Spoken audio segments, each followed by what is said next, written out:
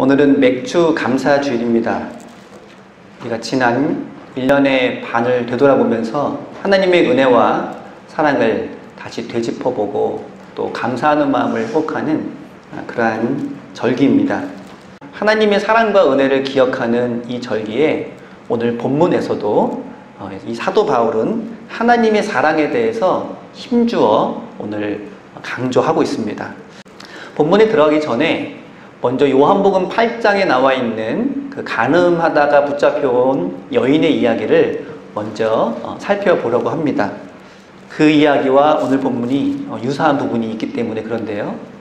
우리가 기억하고 있는 것처럼 요한복음 8장에 보면 갑자기 바리새인들이 예수님 앞에 한 여인을 끌고 옵니다. 그 여인은 간음하던 현장에서 붙잡혀온 여인인데 율법에 따르면 돌로 쳐서 죽이게 되어 있습니다. 그런데 그들이 그냥 그렇게 하면 될 것을 굳이 예수님 앞에 끌고 와서 예수님께 어떻게 처리하면 좋을지를 묻습니다. 평소에 하나님의 사랑과 또 용서의 메시지를 전했던 예수님의 그 말씀처럼 이 여인을 용서해 주어야 하느냐 아니면 율법대로 처리를 해야 되느냐 라고 예수님한테 그 처리를 떠넘긴 것입니다. 근데 이것은 예수님을 올무에 걸리게 하기 위한 그런 음모였습니다. 왜냐하면 뭐라고 대답하든지 다 걸릴 수밖에 없는 그런 상황이기 때문입니다. 평소처럼 하나님의 사랑을 언급하며 용서해 주라고 하면 율법을 어긴 자라고 그들은 정죄할 것이고, 율법대로 돌로 치라고 하면 평소에는 그렇게 사랑과 용서를 말하더니 앞뒤가 안 맞는 사람이다 이렇게 비난할 것이 뻔하기 때문입니다. 참으로 난감한 상황이 아닐 수 없습니다. 그런데 예수님보다 더 난감하고 더 두려움에 처한 사람은 바로 그 예수님 앞에 끌려온 여인이었을 것입니다. 예수님이 지금 뭐라고 대답하든지 아마 이 여인은 무사하지 못할 것입니다. 용서해 주라고 하면 하나님의 율법을 어긴다고 하면서 예수님도 돌로 치고 이 여인도 돌로 칠 것이고, 율법대로 돌로 치라고 하면 예수님을 비난하면서 마찬가지로 돌을 들어 이 여인을 칠 것이 뻔하기 때문입니다. 지금 땅바닥에 내동댕이 쳐진 이 여인은 그야말로 두려움과 불안과 초조함 속에서 언제 돌이 자신에게 날아올지 모르는 그런 상황 속에 있습니다. 그런데 갑자기 주변이 조용해지기 시작했습니다. 그때 예수님께서 이 여인을 부르면서 이렇게 말씀하십니다. 여자여, 너를 고발하던 자들이 어디 있느냐? 너를 정죄한 자들이 있느냐? 이 이야기를 듣고 그제서야 눈을 뜨고 사방을 둘러본 여인은 주변에 아무도 없다는 것을 발견하게 됩니다. 그래서 그 여인이 예수님께 이렇게 대답을 하죠. 주여, 아무도 없습니다. 예수님께서는 성난 군중들을 향해서 이렇게 말씀하셨던 겁니다. 너희 중에 죄 없는 자가 먼저 돌로 이 여인을 치라. 그러자 한 사람 한 사람씩 자신이 들고 있던 돌을 다 내려놓고 그 자리를 피해서 이제 그 주변에는 아무도 남지 않게 된 것입니다. 예수님 덕분에 그 여인은 위기를 모면했고, 예수님은 그 여인을 용서해주고 다시 돌려보내주셨던 사건이 바로 요한복음 8장에 나와 있습니다. 그런데 본문에서 바울은 예수님께서 여인에게 던졌던 질문과 같은 질문을 로마서 교회 성도들에게 그리고 모든 그리스도인들에게 던지고 있습니다. 바울이 던진 질문은 4가지였습니다. 누가 우리를 대적하겠느냐? 누가 우리를 고발하겠느냐? 누가 우리를 정죄하겠느냐? 누가 우리를 하나님의 사랑에서 끊을 수 있겠느냐라는 것입니다. 예수님이 하신 말씀으로 조금 바꿔서 말하면 너희를 대적하던 자가 어디 있느냐? 너희를 고발하던 자, 정죄하던 자가 어디 있느냐? 너희를 하나님의 사랑에서 끊을 자가 어디 있느냐라는 그런 질문이었습니다. 이에 대한 공통적인 대답은 아무도 없습니다라는 것입니다. 바울은 이렇게 스스로 질문하고 스스로 대답하면서 예수님께서 요한복음 8장에 그 여인에게 하셨던 그 질문과 그 여인의 대답을 다시 반복하면서 하나님의 사랑을 강조하고 우리에게 확신시켜 주고 있습니다.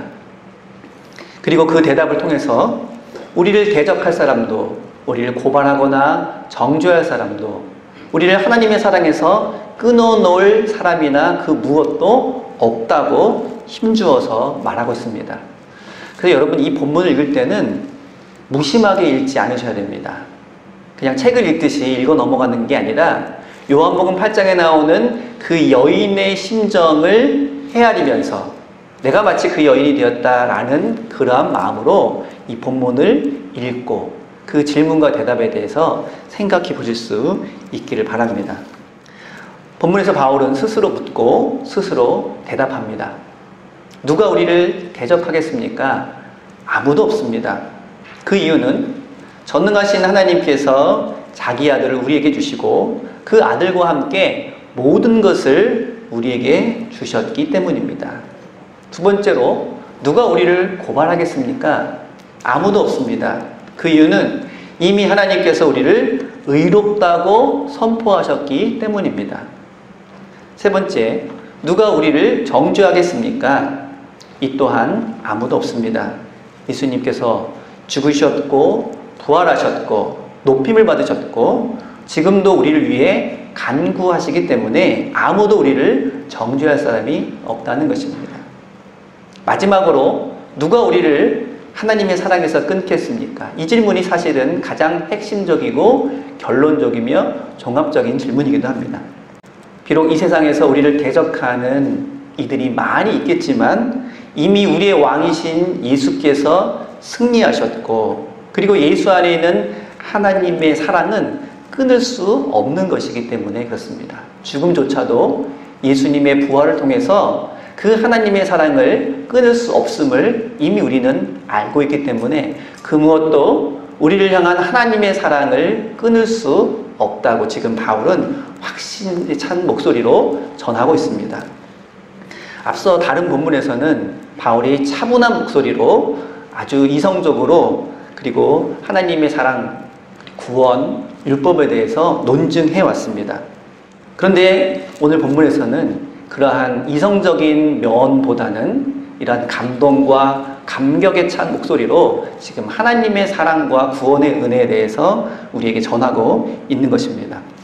이는 바울이 처한 현실이, 그리고 초대교회가 겪고 있는 그러한 상황들이 너무나도 고되고 위험스럽고 힘들고 어려운 상황 속에서 그러한 고난이 크면 클수록 좌절하고 힘들어지는 것이 아니라 하나님의 구원과 하나님의 사랑도 더 크게 다가온다는 것을 바울은 이미 깨달았기 때문입니다.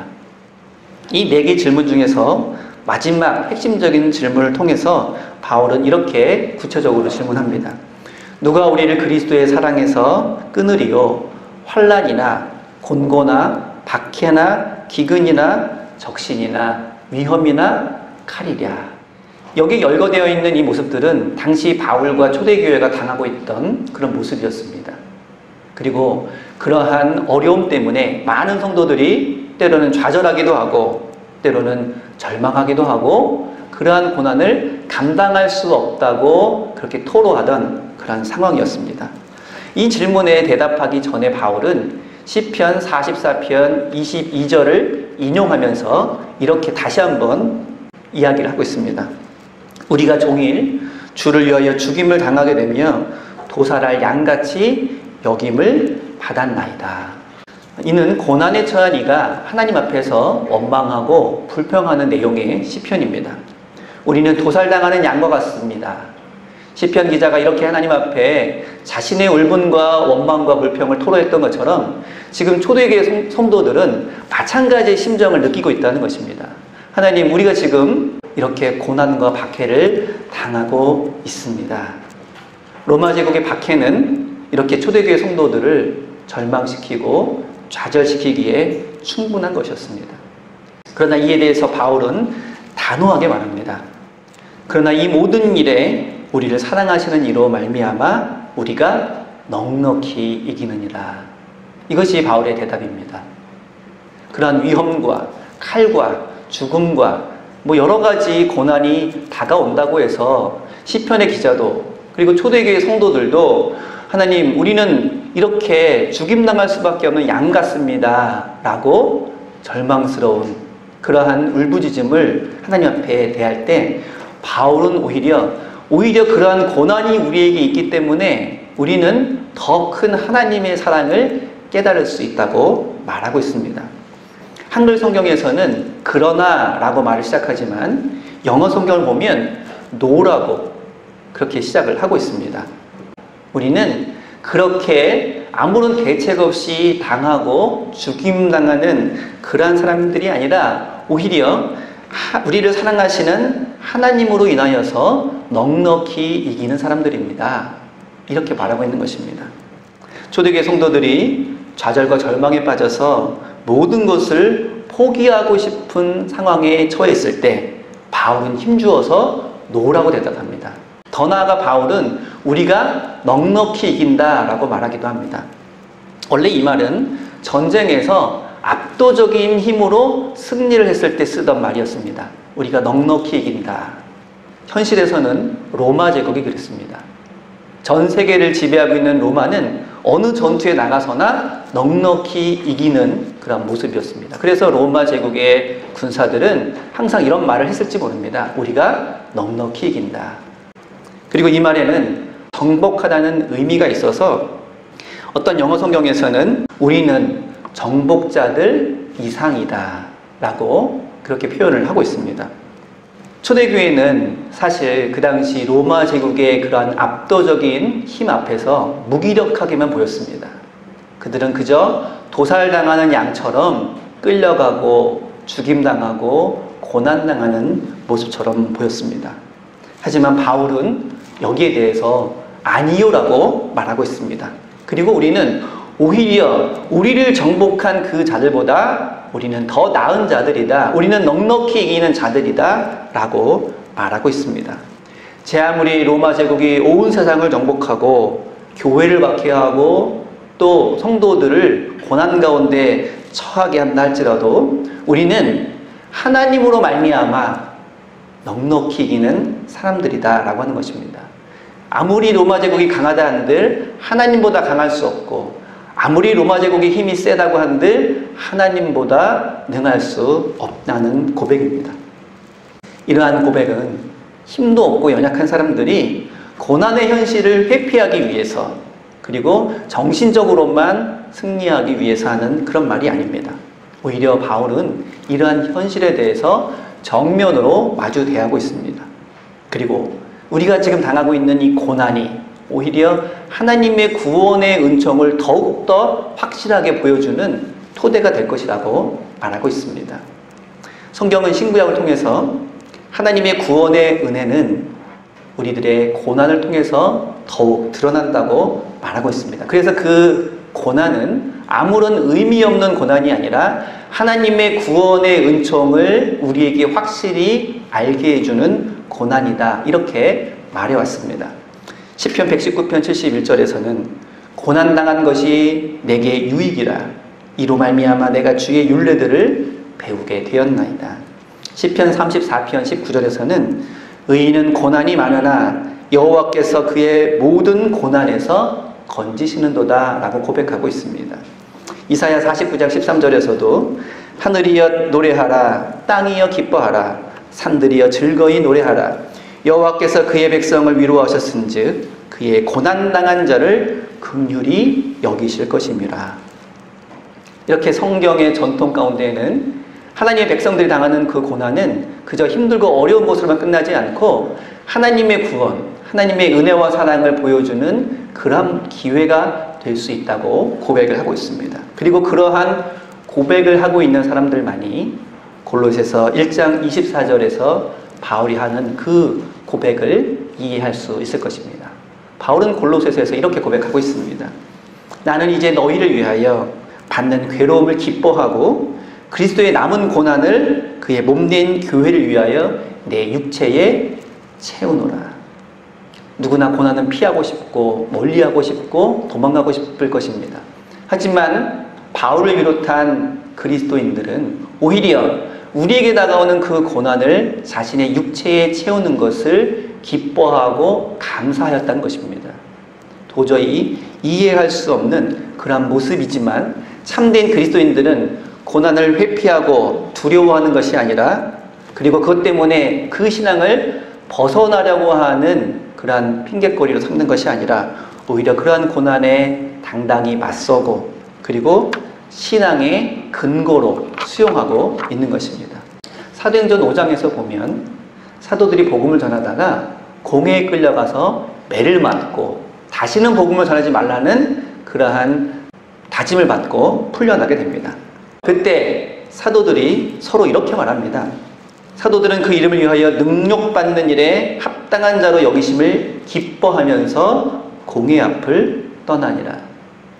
이 사도들은 예전에 예수님이 붙잡혀 가실 때, 그들에게 위험이 다가올 때 뒤도 돌아보지 않고 도망갔던 사람들입니다. 예수님이 십자가 달려 돌아가실 때 그 누구도 두려워서 얼굴도 내비치지 않았던 사람들입니다.